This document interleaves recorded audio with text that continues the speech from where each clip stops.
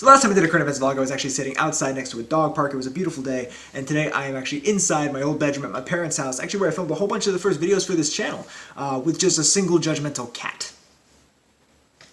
And she's asleep. Welcome to this episode of the Current Events Vlog, where I'm going to be discussing President Trump's recent disclosure of classified information to Russian officials. Because there is just a whole bunch of information out there right now, coming from every which way and from every which level of credibility, and I feel like it's important that we kind of take a step back and look and see what's true and what's not, because there's just a lot of stuff out there. This is a breaking story, there's going to be truth and untruth out there, so I feel it's important that we dig into the factual undergirding of this story. In fact, it's so breaking that I had to totally scrap the plans I actually had for this episode initially. Like, I had the assets set, I had the script written, I was about ready to click record before I decided, hey, let me take a look at the news and see if I happen to miss anything today. And that was Monday, May 15th, so yes, I missed a lot. You guys are still going to get that video, it's just going to come out in a couple of weeks, because it may be a current event, but it's one that actually has a little bit of permanence, so, stay tuned for that one.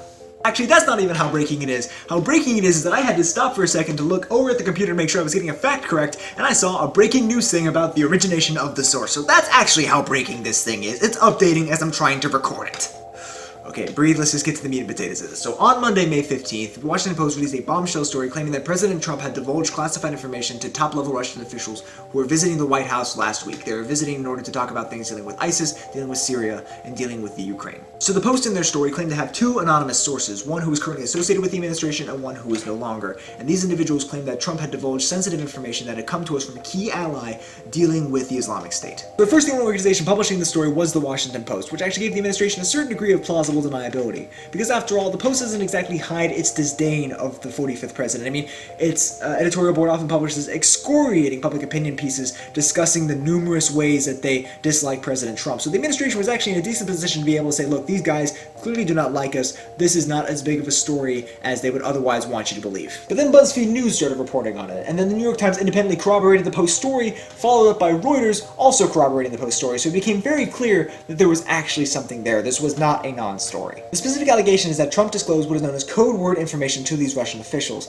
Now, code word is not actually a level of secrecy recognized by the US intelligence community. It's actually kind of a modifier on the information as it already exists. So if something is top secret, it's top secret. But if it's top secret code word, that means only those who have top secret clearance plus the code word should have access to that information. Now, there are a myriad of different reasons why already classified information should be further restricted by code word access. It could be to protect assets in the field, or to make sure that future missions aren't endangered, or to make sure that this information that is already gathered is maintained within a trusted network of associates and does not somehow get disseminated to parties who should not have that information. What's pretty clear at this point is that the Russian officials did not have access to the code word. All signs currently intimate, if not directly indicate, that the intelligence officer, who is not a US intelligence officer, is actually an extra-national agent coming from one of our allies. At this point, it looks like it was to be Israel. That all signs indicate that this agent did not say that Russia should be included on the list of privy entities to the information. They did not say that Russia should have access to this information. So understandably, a lot of individuals on both the Democratic side and the Republican side have expressed concern over these allegations because if proven true, they would be a drastic departure from the current international norms dealing with secrecy and with reciprocity. His most vociferous critics have already labeled the move to be dangerous and negligent, while even his ardent supporters have expressed a great deal of consternation over the substance of these allegations. Now you'll notice that none of these individuals use adjectives like criminal or illegal because, interestingly enough, it's actually not. As the Commander-in-Chief, President Trump is the ultimate arbiter of what is deemed to be secret or not, code word protected or not. He could have had a top secret code word protected bit of information that he wanted to disclose, and as the Commander-in-Chief, he has the right to be able to say right then, right there, that this information is no longer going to be top secret, it's going to be code word protected, I'm going to just disseminate it into this open room right here and now.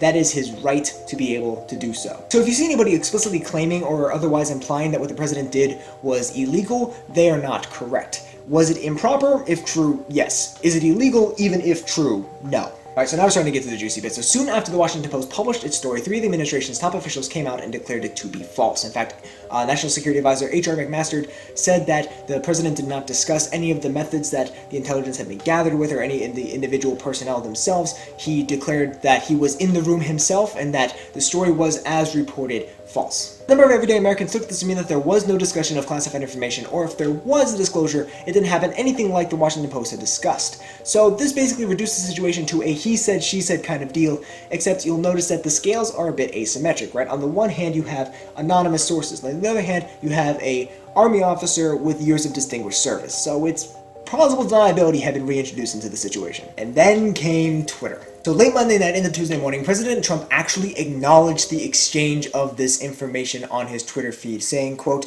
"As president, I wanted to share with Russia at an openly scheduled White House meeting, which I have the absolute right to do, facts pertaining to terrorism and airline flight safety, humanitarian reasons, plus I want Russia to greatly step up their fight against ISIS and terrorism."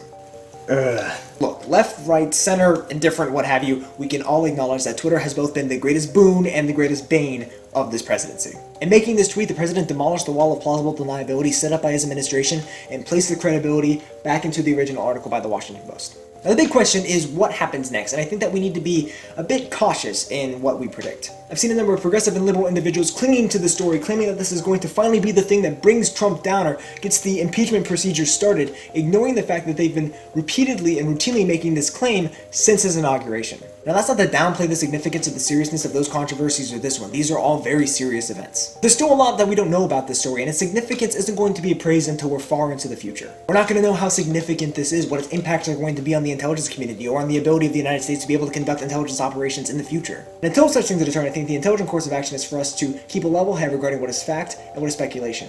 Not to say that we should remain always calm in the face of facts, because sometimes the facts should impassion us and should concern us because they are concerning, but we should focus our mental energies on the facts themselves and on the necessary implications of the facts instead of expending that energy needlessly on things that probably or may not even occur.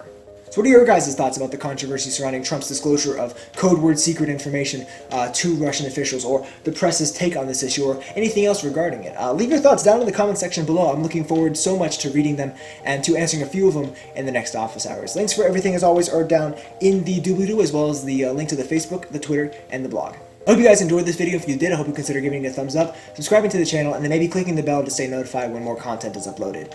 As always, thank you guys so much for watching. I'll see you next time.